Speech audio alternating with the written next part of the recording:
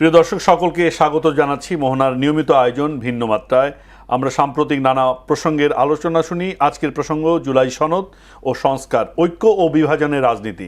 দর্শক, এ বিষয়ে আলোচনা করবার জন্য আমাদের আমন্ত্রণে অতিথি হিসেবে উপস্থিত রয়েছেন এস.এম. আজমল হোসেন, আইনজীবী, বাংলাদেশ সুপ্রিম কোর্ট, এবং তিনি ন্যাশনাল লয়ার্স অ্যালায়েন্সের আহ্বায়ক। আরও রয়েছেন সৈয়দ রণ, সম্পাদক, দৈনিক আলোকিত প্রতিদিন। দর্শক, আলোচনার শেষ পর্যন্ত আমাদের সাথেই থাকবেন সেই প্রত্যাশা করছি। আপনাদের দুজনকেই স্বাগত আজকের আয়োজনে। আপনাকেও ধন্যবাদ। জি, শুরু করতে চাই সৈয়দ রণ, আপনাকে দিই যে আমরা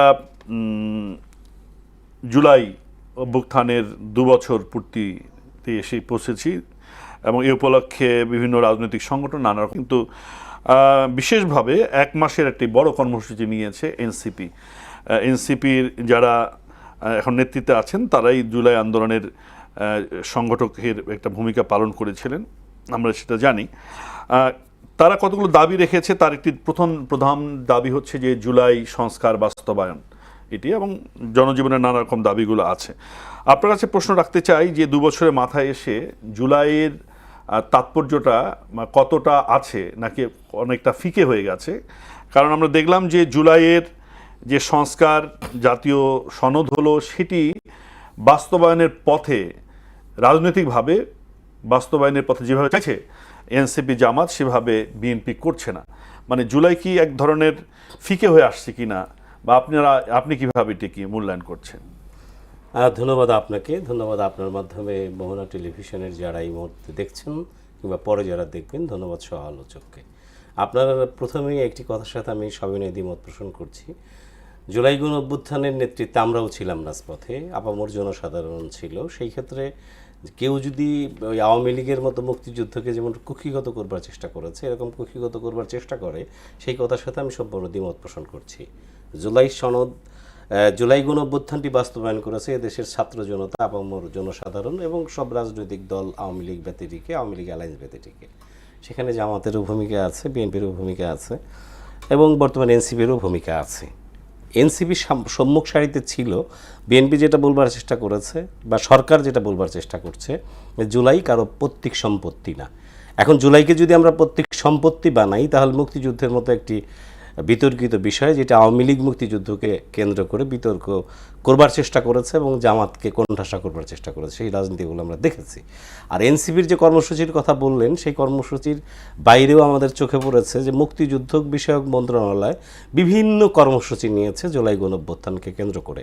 বর্তমান সরকারও বিভিন্ন কর্মসূচি নিয়েছে জুলাই গণ অভ্যুত্থানকে কেন্দ্র করে। এখন সংস্কার আর সনদ, জুলাই সনদ বাস্তবায়নের যে ব্যাপারটি, সেই ব্যাপারটি হলো বর্তমান বাংলাদেশ চলছে এই সংবিধানের অধীনে। উনি একজন লয়ার, উনি বুঝবেন এই সংবিধানের অধীনে দেশটি চলছে। এই সংবিধান যদি 2 দিনের জন্য স্থগিত হয়ে যায়, তাহলে দেশ একটা আইন শৃঙ্খলার অবনতি ঘটবে, যেটাকে আমরা মবক্রেসি বলতে পারি, মব কালচার বলতে পারি। সেই মব কালচারের মধ্যে তো আমরা দেশকে নিয়ে যেতে পারি না। এখন সংবিধানের মধ্যে থেকে জুলাই সনদকে বাস্তবায়ন করতে হবে। সেই জুলাই সনদ বাস্তবায়ন করবে বর্তমান সরকার। তাদের যে বিষয়গুলো ঐক্যমত্য তারা পোষণ করেছে, এবং তারা নির্বাচনী তফসিলে যে কথাগুলো ঘোষণা করে জনগণের কাছ থেকে ভোট আদায় করেছে, সেই বিষয়গুলো তারা ধীরে ধীরে বাস্তবায়ন করবে এবং ইতিমধ্যে বাস্তবায়ন করছে। এখন যে কথাটি থাকে, সেগুলো আজকের দিনেও সংসদ অধিবেশন চলছিল। সেই সংসদ অধিবেশনে এনসিপি এবং জামাত যোগ দিয়েছিল এই সংবিধানের আলোকে। অতএব এই সংবিধানকে ছুঁড়ে ফেলে দেবার কথা, ফরহাদ মাজারের যে ইডিওলজিক্যাল থিওরি, যেটাকে ছুঁড়ে ফেলে দেবে, এটাকে ছুঁড়ে ফেলে দিয়ে জুলাই সনদ বাস্তবায়ন হবে না।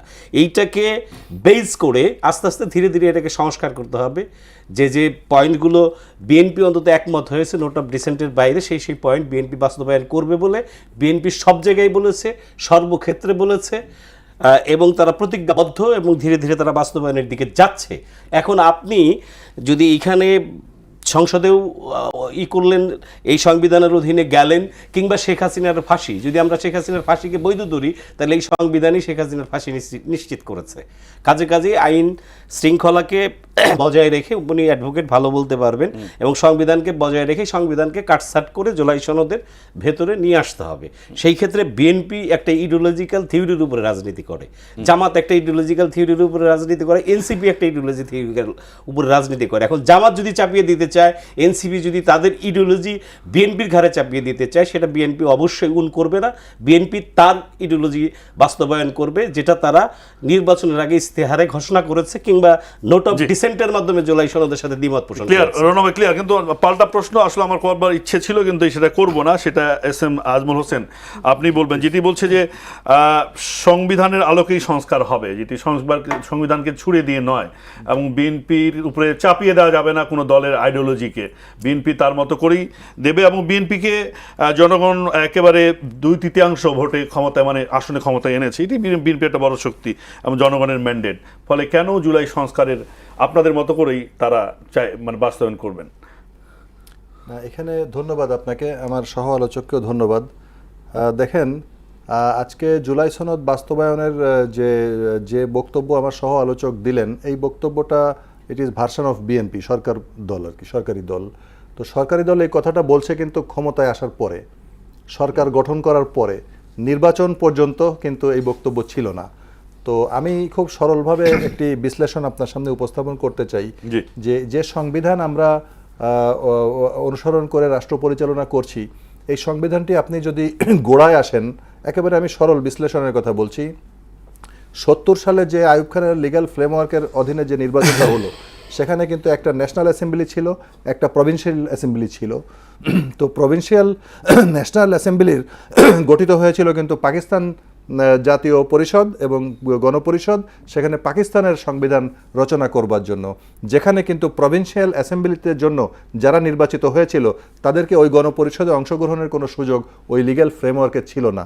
তো তারপরে এটা রাজনৈতিক একটা স্বাধীনতার আন্দোলন, মুক্তিযুদ্ধ সংগঠিত হলো, হওয়ার পরে ওই যাদের সুযোগ ছিল না, যারা only for elected only for attending the provincial assembly, তাদেরকে দিয়েই পরিস্থিতির কারণে, রাজনৈতিক পরিস্থিতির কারণে আমাদেরকে গণপরিষদ তৈরি করতে হলো, এবং তাদের মাধ্যমে যারা ইলেক্টেড হয়েছিল আন্ডার দি পাকিস্তান, তারাই এসে বাংলাদেশে এই প্রভিন্সিয়াল অ্যাসেম্বলির এদেরকে আমরা গণপরিষদ গঠন করলাম, এই সংবিধান প্রণয়ন করলাম। এই হলো এই সংবিধানের সংক্ষিপ্ত ইতিহাস। ঠিক আছে, তো এই সংবিধানটা কিন্তু আমরা অসুবিধা হলো ইট ইজ লিগ্যাল এক্সপ্লেনেশন।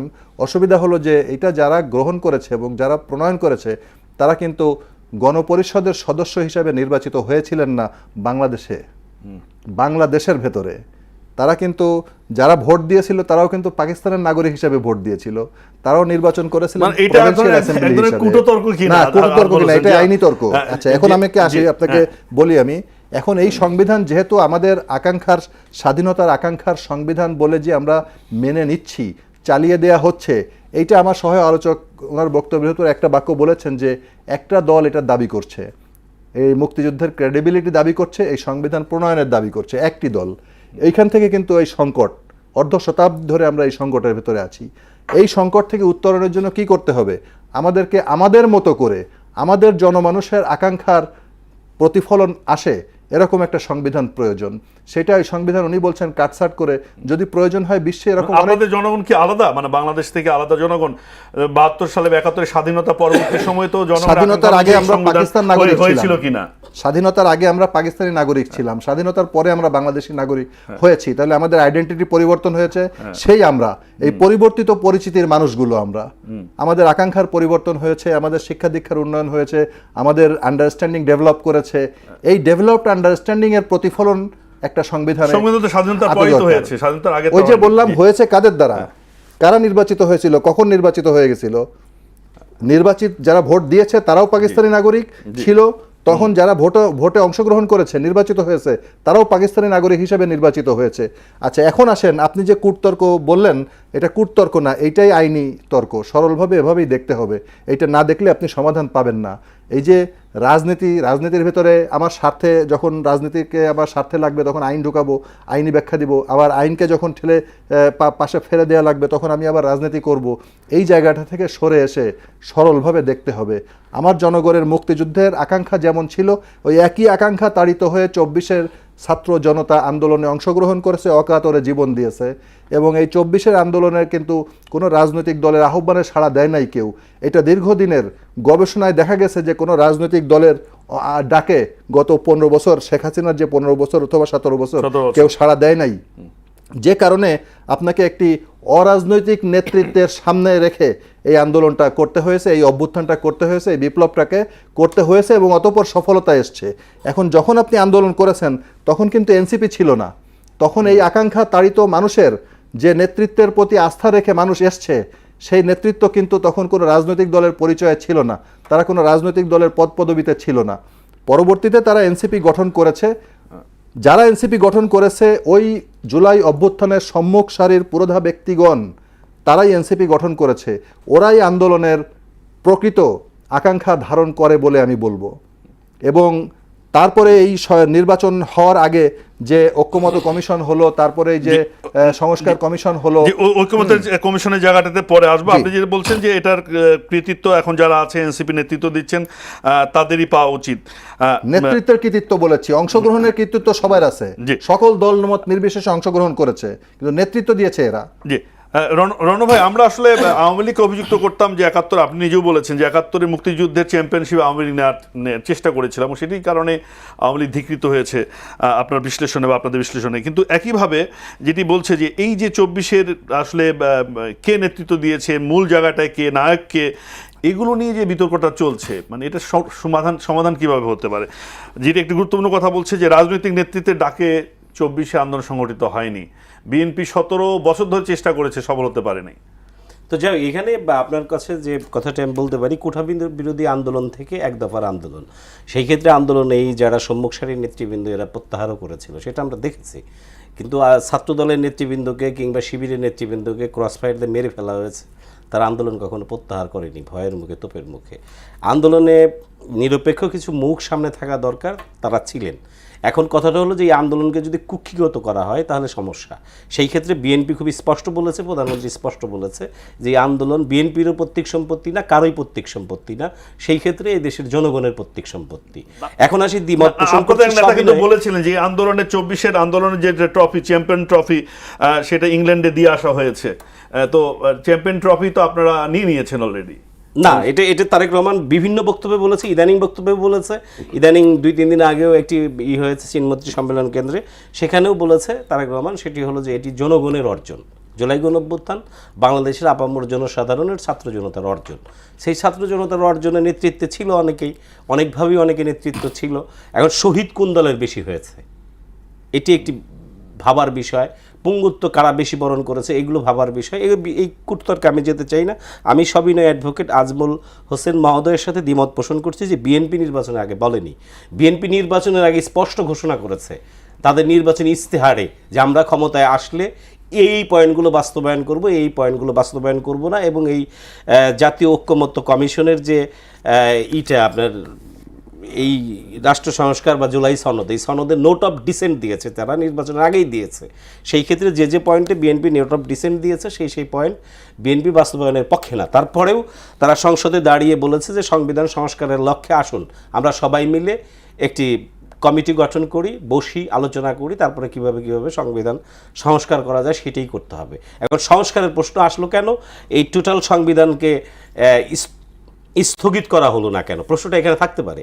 এই সংবিধানের মধ্য দিয়েই তো আমরা হাঁটছি, এনসিপিও হাঁটছে, জামাতও হাঁটছে, বিএনপিও হাঁটছে, বর্তমান রাষ্ট্র ব্যবস্থাও চলছে, বিচারও হয়েছে, শেখ হাসিনার বিচার কার্য চলেছে, আর একদিন দেখলাম হাসানুল হক ইনুর বিচার হয়েছে, ইত্যাদি ইত্যাদি। এবং একটি নির্বাচন এই সংবিধান ফ্যাসিস্টদের না, এই সংবিধান বিভিন্ন সময়ে আওয়ামী লীগ তাদের ক্ষমতাকে দীর্ঘায়িত করবার জন্য সংবিধানকে পরিবর্তন করে কাটাছেঁড়া করে তারা কুক্ষিগত করবার চেষ্টা করেছিল। সেই জায়গাগুলোকে সংস্কার করে, মেরামত করে, এবং যে জায়গাগুলো রাখা দরকার নাই সেই জায়গাগুলোকে বাদ দিয়ে একমত পোষণ করে এটি করা দরকার। যারা জুলাই গণঅভ্যুত্থানের পক্ষে শক্তি, এদের করা দরকার, সেটি করার জন্য বিএনপি আহ্বান জানাচ্ছে। এরাও সম্ভবত একমত হতে পারে, কিন্তু রাজপথে মাঝে মাঝে হুঙ্কার দিচ্ছে। এই যে দেখেন সাভারে একটি ঘটনা গতকালকে বোধহয় আমরা দেখলাম মিডিয়ায়, সেটি এনসিপি একটি সমাবেশ করতেছিল, সেখানে কে বা কারা বোমা ফাটিয়েছে। তা আমি জানি না কে বা কারা ফাটিয়েছে, কিংবা এটা গোয়েন্দা সংস্থার কাজ, তারা সামনে আনবে। কিন্তু সেইখানে স্লোগান আসলো কি, তারেক রহমান জবাব চাই। তারেক রহমান, সরকার তাদের নিরাপত্তা দিতে ব্যর্থ হয়েছে। এখন সেই ব্যর্থতার যে ব্যাপারটি, সেটি হলো যে পুলিশ প্রশাসন এখনো ঘুরে দাঁড়াতে সক্ষম হয়নি। এটাই সত্য কথা। তো যাই হোক, সর্বোপরি যে কথাটি বলা দরকার সেটি হলো যে আওয়ামী লীগকে পুনর্বাসন করবার চেষ্টা না করে ভারতকে আবার বাংলাদেশে মাথা ঘামাবার যদি আমরা না দিতে চাই, তাহলে জুলাই গণঅভ্যুত্থানের পক্ষে শক্তিকে ঐক্যবদ্ধ থাকার বিকল্প নাই। সেই ঐক্যবদ্ধতা থাকতে হবে, সেটি হলো একটি সংসদকে কার্যকর সংসদে রূপান্তরিত করে আলাপ আলোচনার ভিত্তিতে।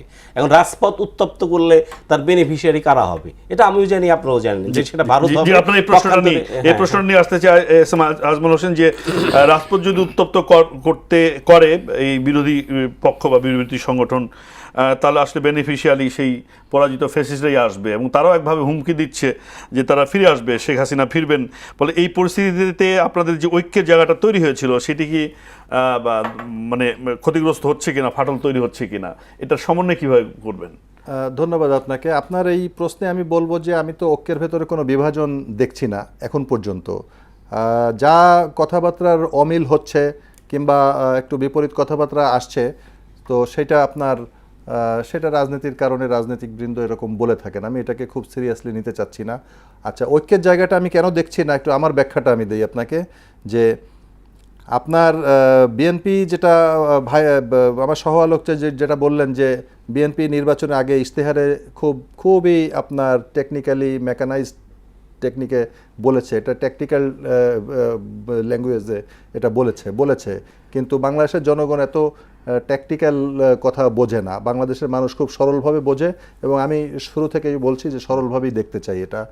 আপনার মুক্তিযুদ্ধের যে কৃতিত্বের দাবি, এই দাবিটা কিন্তু একটি রাজনৈতিক দল কুক্ষিগত করার চেষ্টা গত অর্ধ শতাব্দী ধরে করছে। এইটাই হলো বিভাজনের একটা মৌলিক জায়গা। সেটা তো 24-এর ফয়সালা হয়ে গেল, কিন্তু তারপরে কেন 24-এর এবার 24-এর আন্দোলনের সফলতার কৃতিত্বের দাবি যখন কুক্ষিগত করা যায় কথা উঠলো, একবার ধরেন আপনার বিএনপি দাবি করে, একবার জামাত দাবি করে, একবার এনসিপি দাবি করে, এই কুক্ষিগত করার চেষ্টা থেকেই খানিকটা বিভাজন আমাদের সামনে এসছে। তো আমি বলবো এটা বোধহয় বড় কিছু না। এই কারণে এই এখন যারা রাষ্ট্র পরিচালনার দায়িত্বে আছে, বিরোধী দলের দায়িত্বে আছে, এরা তো সবাই আপনার আন্দোলনে একই পক্ষ ছিল। অরাজনৈতিক নেতৃত্বের আহ্বানে হলেও, তাদের অরাজনৈতিক নেতৃত্বকে সামনে রেখে হলেও তারা সবাই একই পক্ষ ছিল। কিন্তু এই বক্তব্য ছিল শেখ হাসিনাকে তাড়াতে 36 দিন লেগেছে, এই সরকারকে তাড়াতে, তারেক রহমানকে তাড়াতে 6 দিনও লাগবে না। এটা আমি অত সিরিয়াসলি নিতে চাই না, এবং আমি বলবো যে এটা সিরিয়াসলি রাজনৈতিক অঙ্গনে আলোচনা করে উত্তপ্ত করার কিছু নেই। এটা রাজনীতিকরা বলে থাকেন, বক্তব্য দেওয়ার সময় তাদের নেতাকর্মীদেরকে উজ্জীবিত রাখার জন্য বলে থাকেন, এটা আমার বক্তব্য। আচ্ছা, কেউ দ্বিমত পোষণ করলে করতে পারেন, এটাকে সিরিয়াসলি নেওয়ার কিছু নাই। আমি বলতে চাই যে আপনি জুলাইয়ের এই যে অরাজনৈতিক নেতৃত্বকে সামনে রেখে আপনি শুধু রাজনৈতিক নেতাকর্মীরাই যে অংশগ্রহণ করেছে তা কিন্তু না, একেবারে অরাজনৈতিক আপামর জনগণ অংশগ্রহণ করেছে, ছাত্র শ্রমিক জনতা অংশগ্রহণ করেছে। তাদের আকাঙ্ক্ষার জায়গাটা কোথায়? তাদের আকাঙ্ক্ষার জায়গাটা হলো গণভোট এবং জুলাই সনদ। এইটা বাস্তবায়নের জায়গাটা পয়েন্টিং করা দরকার। বিএনপি তার মতো করে প্রত্যেকটা পদক্ষেপে প্রত্যেকটা শব্দই বাস্তবায়ন করবে, সে কথা বলেছে যে জুলাই সনদের প্রত্যেকটি ধারা, প্রতিটি শব্দ বাস্তবায়ন করা হবে। আপনি কি গণভোটের এই 69% মানুষের রায় যেখানে এসছে, তারপরে কি আপনি সেই রায়কে পাশ কাটিয়ে নিজের মতো করে বাস্তবায়ন করার কথা বললে, ওই ভোট যারা দিয়েছে, ওই ভোটার জনগণ যারা জনসাধারণ, তাদেরকে কি সম্মানিত করা হয়? তাদের প্রতি আমার আস্থার জায়গা থাকে? সেইটা যদি না থাকে, তাহলে কি গণতন্ত্রের প্রতি আমার সম্মান থাকে, আমার আস্থা থাকে? গণতন্ত্র চর্চার প্রক্রিয়াটা কি ইনট্যাক্ট থাকে? এখানে রাখলাম আমি রাজনৈতিক হিসাবে এটি আমার দায়িত্বের চরম অবহেলার ভিতরে পড়ে। এখানে আমি বলতে চাই যে আমরা তো কথা বলছি একজন লার্নেটের সাথে, অ্যাডভোকেট, তিনি আমার চেয়ে বেশি জানবেন, কিন্তু আমি লয়ে পড়েছি, কম বেশি সাংবাদিকতা করি। যখন আপনি ওত নিয়েছেন সাংসদ হিসেবে, যে আপনি ওত নিয়েছেনই হলো যে সংবিধানকে সমুন্নত রাখার ওত নিয়েছেন, এরপর আপনি সংখ্যাগরিষ্ঠতার ভিত্তিতে সংবিধানের প্রত্যেকটা লাইন কেটে কেটে কেটে কেটে তালি দিয়ে জোড়া দিয়ে যে যে জায়গায় ফ্যাসিস্টরা এটাকে তাদের মতো করে করবার চেষ্টা করেছিল, যেখানে ব্যাপক নির্যাতন চালিয়েছে জামাতের উপরে, এটা অস্বীকার করার কোনো স্কোপ নাই। বিএনপির উপরে চালিয়েছে, দেশের জনগণের উপরে চালিয়েছে। আর ভাইয়ের সাথে একমত আমি সম্পূর্ণ যে এখানে ছাত্র জনতা এবং সাধারণ মানুষ যারা রাজনীতি করে না, শ্রমিকরা, মেহনতি মানুষ, জোয়ার সৃষ্টি হয়েছিল, যেটি শেখ হাসিনা বলবার চেষ্টা করেছে, এখানে জোয়ার সৃষ্টি হয় নাই, সে কথার সাথে আমি 1% একমত না। কারণ আমি রাজপথে ছিলাম, আমি দেখেছি যে দেশের সব মানুষ রাজপথে নেমে এসেছিল ঢাকা শহরে। এই সবারই আসলে এখানে অর্জন আছে, কারণ প্রত্যেক সম্পত্তি অংশগ্রহণ ছিল। সেটা ঠিক আছে, সেটা বিতর্ক নাই, কিন্তু বিতর্কটা হচ্ছে যে গণভোট কেন বাস্তবায়ন এখন গণভোটের রায়ের প্রতি সম্মান দেখালো না বিএনপি। এখন গণভোটের ওত নেয়ার সাংবিধানিকভাবে কোনো স্কোপ নাই।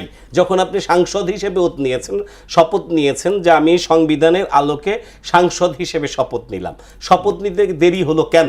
দেরি হলো স্পিকার শপথ গ্রহণ করাবেন, স্পিকার নাই, স্পিকার না থাকার কারণে তারপরে দেখা গেল দ্বিতীয় স্পিকার, ডেপুটি স্পিকার শপথ করাবেন, ডেপুটি স্পিকার নাই, এরপরে নির্বাচন কমিশন তৃতীয় অপশনে গিয়ে, এই কারণে ওত নিতে দেরি হয়েছে, এটা আমরা জানি। কাজে গণভোটের ওত নিয়ে একটা আইনসঙ্গত না। আপনি আপনার সংবিধানের ধারার কথা বলছেন, গুরুত্বের কথা বলছেন, কিন্তু এটি এনসিপি নেতারাও এই কথা বলে আপনাদের স্মরণ করে দিয়েছে বিএনপিকে, যে তাহলে সংসদ ভবনে বিভিন্ন মন্ত্রীর কার্যালয়ে শেখ মুজিবুর রহমানের ছবি লাগান, কারণ সেটা তো এখনো সংবিধানে আছে। আমি যে কথাটি বলতে চাই সবই নয়, একটু খেয়াল করেন, আমরা মব কালচার দেখেছি, কতক্ষণ আগে আলোচনা হলো যে বাংলাদেশের আইন শৃঙ্খলা উন্নয়ন ঘটেনি।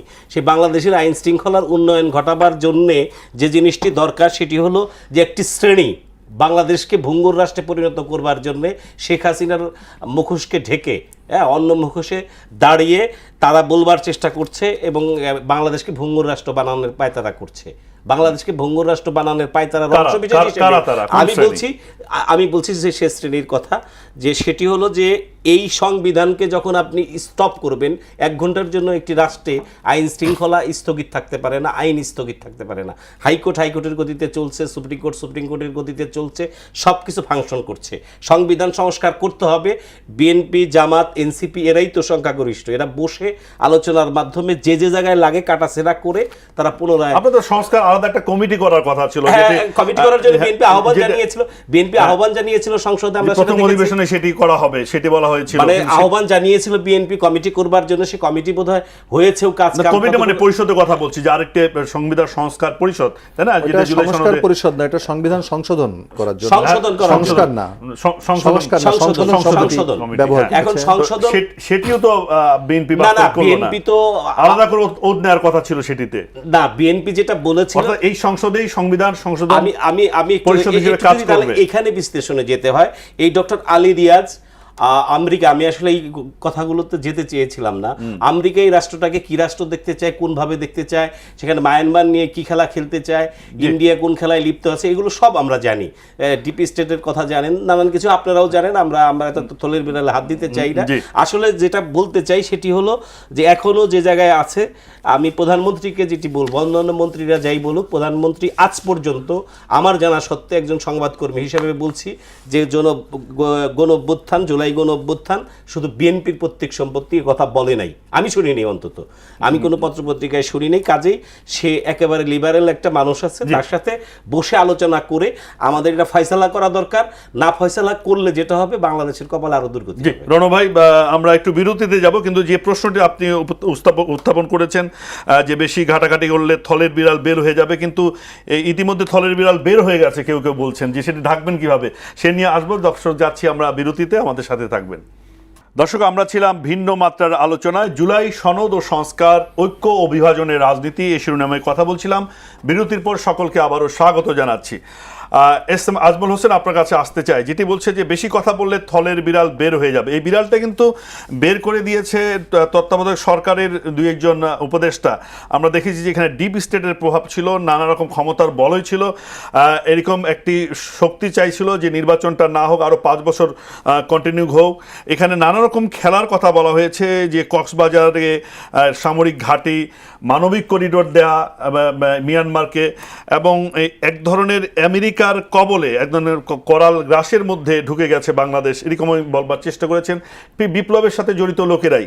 আমরা দেখলাম যে সাম্প্রতিক আমেরিকার 250তম স্বাধীনতা বার্ষিকী আমাদের সংসদ ভবনের দক্ষিণ প্লাজায় পালিত হলো। এটি কি স্বাভাবিক ঘটনা কিনা, ডিপ স্টেটের সাথে এর কোনো সম্পর্ক আছে কিনা, এটি নিয়েও আলোচনা হচ্ছে। প্রশ্নটি রাখলাম যে থলের বিড়াল অলরেডি বের হয়ে গেছে কিনা। ধন্যবাদ আপনাকে। আপনি যে প্রশ্নটি করেছেন এখানে আসলে আপনার সুনির্দিষ্ট কোনো তথ্য এই মুহূর্তে আমার কাছে নেই, তবে আমি আমার স্মৃতি থেকে একটু বলি ছোট করে আপনাকে যে 2020 সালে যখন করোনা লকডাউন শুরু হলো, আমি তখন ঘরে বসে বসে অনলাইনে বিভিন্ন ইউরোপ আমেরিকার বিভিন্ন বিশ্ববিদ্যালয়ের সেমিনারগুলো শুনতাম। তো আমার মনে পড়ে যে আপনার যদ্দূর মনে পড়ে বোধহয় ক্যামব্রিজ ইউনিভার্সিটির আপনার জিওপলিটিক্যাল রিসার্চ একটা অর্গানাইজেশন, সেখানে একটা অনলাইন সেমিনার করছিল। সেখানে আমি প্রথম যে শব্দগুলো শুনেছিলাম যে আপনার এই যে 19বিংশ শতাব্দীতে যে ঔপনিবেশিক কর্তৃপক্ষ বিশ্বব্যাপী যত রাষ্ট্রকে স্বাধীন করে রেখে গেছে এবং তারা তাদের ইচ্ছে মতো তাদের বাউন্ডারি লাইন করে দিয়ে গেছে, এবং সরকার ব্যবস্থা, শিক্ষা ব্যবস্থা, অর্থনৈতিক কাঠামো সব কিছু তারাই কিন্তু করে দিয়ে গেছে।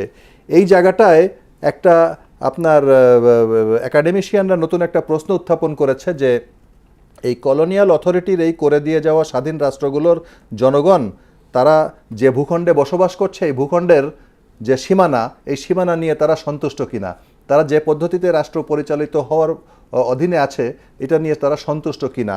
যদি সন্তুষ্ট হয়ে থাকে এটা কিভাবে গ্রহণ করা হবে, এটার জন্য গণভোট করা যেতে পারে, জনমত বিশ্লেষণ করা যেতে পারে।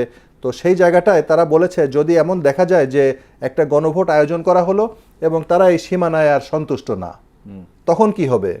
তখন ওরা শব্দগুলো ব্যবহার করেছে যে এই কলোনিয়াল অথরিটির থেকে যারা স্বাধীনতা অর্জন করেছে ওই সমস্ত ওই সীমানায় বসবাসকারী, ওই ভূখণ্ডে বসবাসকারী জনগণকে তাদের অপশন পছন্দ করতে দেওয়া উচিত যে তারা এই সীমানায় যদি অসন্তুষ্ট হয়ে থাকে তাহলে কোন সীমানা তারা চায়। এই যে জিওগ্রাফিক্যাল রিস্ট্রাকচারিং, এটা আমি একাডেমিশিয়ানদের আলোচনা শুনেছি আমি। আর এই যে ইদানিং যে আলোচনা হচ্ছে এরকম আমার কাছে ডিপ স্টেটের কোনো তথ্য নেই।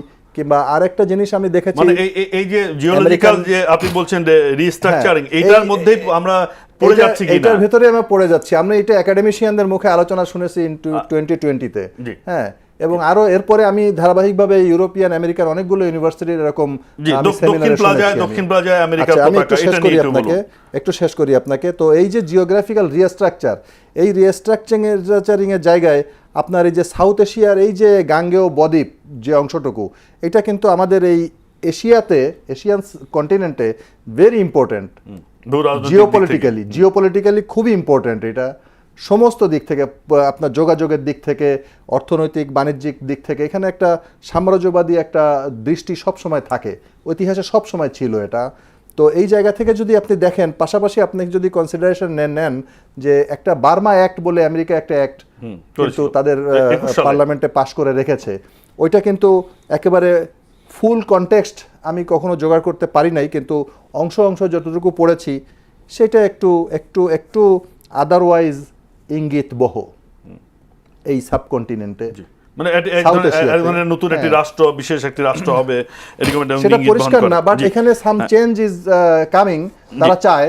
হ্যাঁ, এখানে এগুলোর সাথে দক্ষিণ প্লাজার 250তম স্বাধীনতা বার্ষিকী উদযাপনের এগুলোর সাথে আপনি সম্পর্কিত করতে পারেন, বিশ্লেষণ করা যায়। এটা একেবারে খুব সরল বিশ্লেষণ। কি এমন বিপ্লব আমরা অভ্যুত্থান করলাম যে 24-এ, যেখানে আমরা এখন বলছি বাংলাদেশ ফার্স্ট, আমরা আমাদের সার্বভৌমত্ব দেখব, আমরা নতরাজুর পররাষ্ট্রনীতি মানব না, আর যেটি ফ্যাসিস্ট সরকার করে গেছে, তাহলে কি আমরা নতুন করে এক ধরনের মানে দাবার গুটিতে পরিণত হচ্ছি কিনা? ওই যে আমি একটু স্মরণ করি, আমি বলেছি না আমি যে কোনো বিভাজন দেখছি না, আমি কিন্তু আর আপনি প্রশ্ন করেন না যে আমি কোন পয়েন্টে বিভাজন দেখছি না।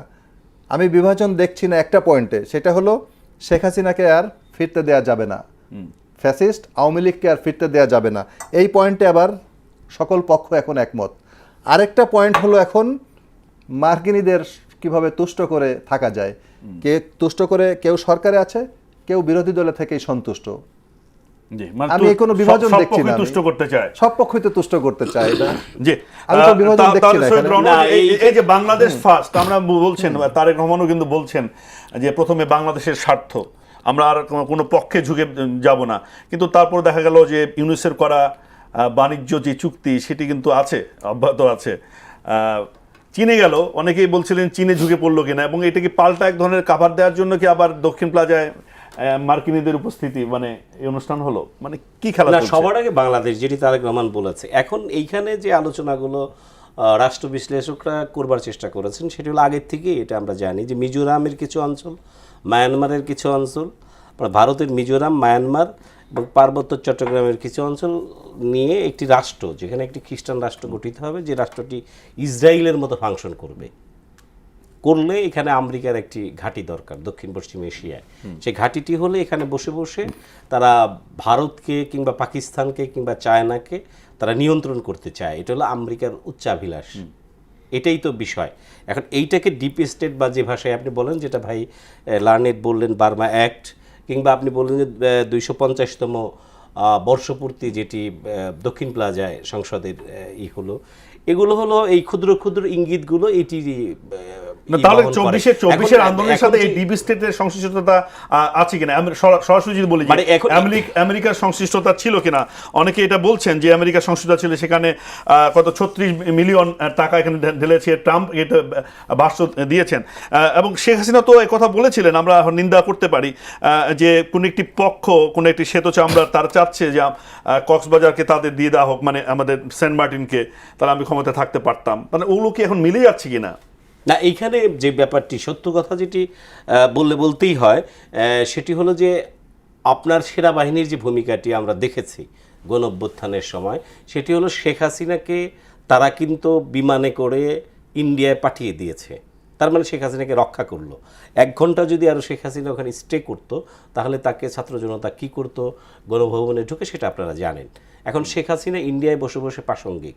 ইন্ডিয়া কিন্তু শেখ হাসিনা ফেরতও দিচ্ছে না এবং আওয়ামী লীগকে ওখানে পুনর্বাসন করছে। আর আমাদের একজন উপদেষ্টাকে তো ফেরত দিল কীভাবে সেটা তো জানেনি। তার মানে ইন্ডিয়া তাদের ষড়যন্ত্র অব্যাহত রেখেছে। এখন সেইখানে আপনি যেটা বলতে পারেন যে আবার দেখবেন যে সেনাবাহিনী খুব বেশি একটা এগ্রেসিভ হয়েছে ছাত্র জনতার উপরে, তাও হয়নি। এখন এই সব মিলিয়ে যেটি ডক্টর ইউনূসের যে সরকার, সেই সরকারে কিন্তু বিদেশি আমেরিকান লোকজন খুব আমদানি হয়েছিল। আমদানি হয়ে তারা দীর্ঘদিন থাকতে চেয়েছিল, যেটি এদেশের জনগণই ব্যর্থ করে দিয়েছে। এই ষড়যন্ত্রকে ব্যর্থ করে দেওয়ার পরে একটি গণতান্ত্রিক সরকার গঠিত হয়েছে, যেটি 17 বছর পর বাংলাদেশের জনগণের আশা আকাঙ্ক্ষার বাস্তবায়িত একটি সরকার গঠিত হয়েছে। এই সরকারের সময়ে দক্ষিণ প্লাজায় আমেরিকা অনুষ্ঠান করছে, মানে অনেকে সমালোচনা করছে। এটা নিয়ে একটু বলুন। যেটি আমাদের অ্যাডভোকেট সাহেব বললেন যে ষড়যন্ত্রকে রুখে দেওয়ার জন্যই আসলে দেখা যাবে জুলাই গণঅভ্যুত্থানের পক্ষের শক্তিরা এক থাকবে। সর্বশেষ এই সরকার তো একেবারে কিয়ামত পর্যন্ত অন্তর্বর্তীকালীন সরকার থাকুক এরকম বিষয় চেয়েছে। আমেরিকার সাথে একেবারে এমন চুক্তি করেছে যে চুক্তি পৃথিবীর কোনো কান্ট্রি করেনি, বাংলাদেশের পক্ষে করেছে। এবং আবার যেটা আমরা জানি চট্টগ্রাম নিয়ে বিভিন্ন বিষয় আসা হয়েছিল, যেগুলো নিয়ে জনগণ আবার সোচ্চার হয়েছিল। বাংলাদেশের জনগণ এখন অত্যন্ত সচেতন। কাজেই তারেক রহমানের সরকার এবং বিরোধী দল এবং এনসিপি, যারা এই দেশের জনগণ, যারা এই দেশকে করে, তারা সকল ষড়যন্ত্রকে রুখে দিবে। আমরা আলোচনার শেষের দিকে আজমল হোসেন আপনার কাছে আসতে চাই, যেহেতু আলোচনাটা এসছে, আমি প্রশ্নটা করতে চাই যে শেখ হাসিনা তিনি ফিরতে চান দেশে এবং ফিরে আসবেন, এটিকে কতটা গুরুত্বের সাথে নেয়ার প্রয়োজন আছে কিনা, বা এটিকে কিভাবে বিশ্লেষণ করবেন? ধন্যবাদ আপনাকে। দেখুন, শেখ হাসিনা তো এখনও আপনার বাংলাদেশি নাগরিক, বাংলাদেশ রাষ্ট্র এবং সংবিধানের প্রতি অনুগত নাগরিক। তার বিরুদ্ধে একটা রায় আছে, একটা কনভিকশন ওয়ারেন্টও আছে সেই রায় বুনিয়াদে। তো তিনি দেশে আসতে চাইলে তো আসতেই পারেন, কেউ বাধা দিবে না। কিন্তু দেশে আসলে পরবর্তীতে কী কী কনসিকুয়েন্স ফেস করতে হবে, এটা তো একটা ভিন্ন আলোচনা। তো সেই জায়গাটা তো আপনার খুব পরিষ্কার। এটা তিনি আসতে চাইলে তো কেউ বাধা দিবে না, কেউ বাধা দেওয়ার নাই, আইনগতভাবেও নাই, রাজনৈতিকভাবেও আমি কারণ দেখি না। কারণ তাকে আসলেই কিন্তু বিচারের মুখোমুখি হতে হবে। বাংলাদেশ তো তাকে ফেরতই চাচ্ছে। হ্যাঁ, বাংলাদেশ তো তাকে ফেরতই চাচ্ছে। কিন্তু এখন নতুন সরকার আসার পর কোনো একটা চিঠিও দেওয়া হয়নি এই পর্যন্ত। বলা হচ্ছে যে আগে দেওয়া হয়েছে নোট, কি ভার্বাল নোট বা চিঠি দেওয়া হয়েছিল, কিন্তু সরকার দিচ্ছে না। এটা দিচ্ছে না, কিংবা দেওয়া হয়েছে কিনা আমি কোনো নির্দিষ্ট তথ্য আমার এই মুহূর্তে মনে পড়ছে না।